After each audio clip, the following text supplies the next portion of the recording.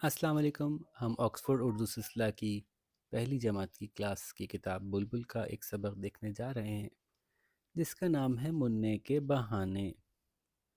بہانے یعنی جھوٹ موٹ کوئی ایسی بات کہنا جو اصل میں کسی اور بات سے بچنے کے لیے ہو.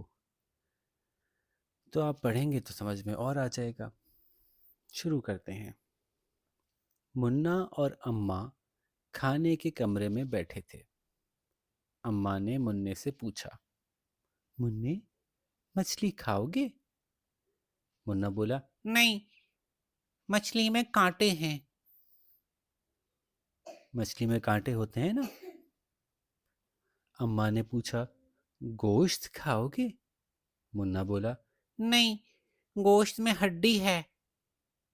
اماں بولی، اچھا امرود کھا لو. منع نے کہا، نہیں، امرود میں بیج ہیں. پھر کیا کھاؤ گے؟ اماں نے تنگ آ کر پوچھا. میں تو ٹافی کھاؤں گا. دیکھیے اس کو لکھتے ٹافی ہیں لیکن پڑھتے ٹافی ہیں. میں تو ٹافی کھاؤں گا. منا بولا، ٹافی اچھی چیز نہیں. اماں نے سمجھایا. ٹافی بہت اچھی چیز ہے اماں. منا اماں کو سمجھانے لگا.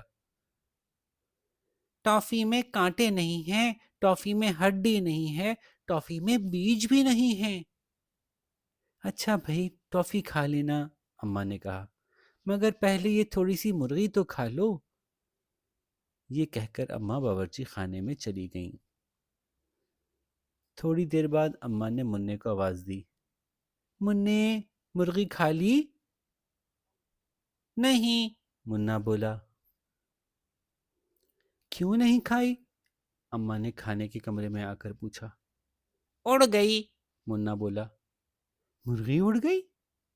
ہاں، منع نے گردن ہلائی. اب دیکھیں منا بہانہ بنا رہا ہے اور بہانہ ایک طرح کا جھوٹ ہوتا ہے اور جھوٹ بولنا تو اچھی بات نہیں ہوتی. اماں نے چاروں طرف دیکھا. ایک کرسی پر انہیں اخبار سے ڈھکی ہوئی کوئی چیز نظر آئی. ڈھکی ہوئی کا مطلب کسی چیز کے اوپر کوئی دوسری چیز رکھ کے اس کو چھپا دیا جائے. اماں اخبار کے نیچے سے مرغی اٹھا لائیں اور منع کے سامنے میز پر رکھ دی. مرغی کہتی ہے کہ اب وہ اڑ کر تمہارے پیٹ میں جائے گی اور کہیں نہیں جائے گی.